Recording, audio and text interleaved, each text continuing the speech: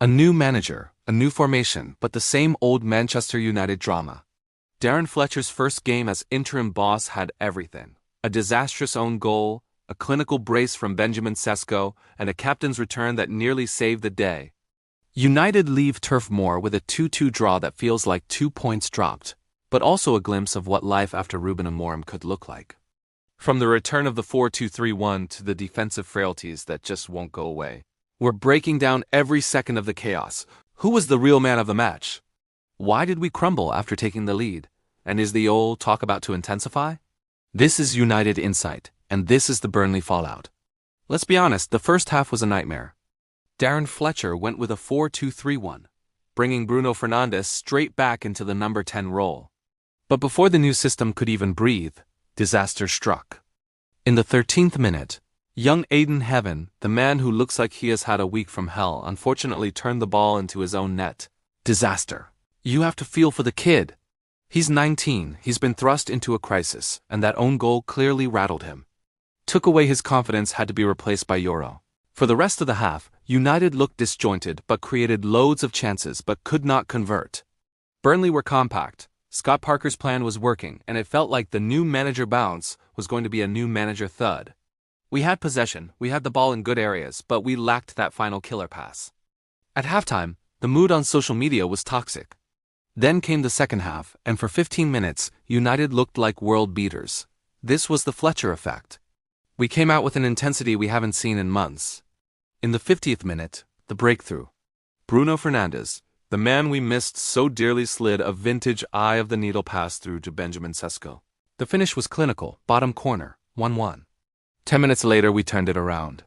Patrick Diogo, playing much higher up in this 4-2-3-1, whipped in a sensational cross, and there was Sesko again, a towering header to make it 2-1. In that moment, it looked like the tactical switch had worked. But this is Manchester United, and nothing is ever easy. Just 6 minutes after taking the lead, we let it slip. Jadon Anthony cut inside from the left. And while the finish was a literal worldie into the top corner, the defending was non-existent. Lisandro Martinez and Luke Shaw both backed off, allowing him the space to shoot. This is the concern with the 4-2-3-1 when the transition happens. Our midfield pivot of Ugarte and Casemiro looked a yard off the pace. We went from total control to total panic in seconds. Fletcher tried to change it, bringing on Joshua Zirkzee and Kobbie Mainoo late on, but the damage was done. We huffed and puffed. Sesko nearly had his hat-trick, but Burnley held firm for the 2-2. Ratings time. Benjamin Sesko gets a 9 out of 10. A goal machine. If we provide for him, he scores. Simple as that. Bruno Fernandes, an 8 out of 10. The assist was class.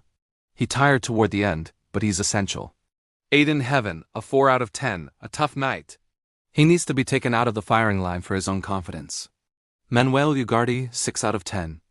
Did the dirty work but got bypassed too easily for the second goal. Fletcher gets a 6 out of 10 for me. He fixed the attack but hasn't yet found the solution for this glass defense. So it's 2-2. We moved to 6th, but we've missed a massive chance to gain ground. Does this draw speed up the hunt for Oliver Glasner? Or does it make the board think Ole Gunnar Solskjaer is the only one who can fix this spirit? I want to hear from you. Was that a good performance or a terrible result? And would you keep Ayden Heaven in the team for the FA Cup game against Brighton? Drop your thoughts below. I'll be hearting the best ones. Don't forget to like, share, and subscribe to United Insight. As always, glory, glory, Man United. See you on the next one.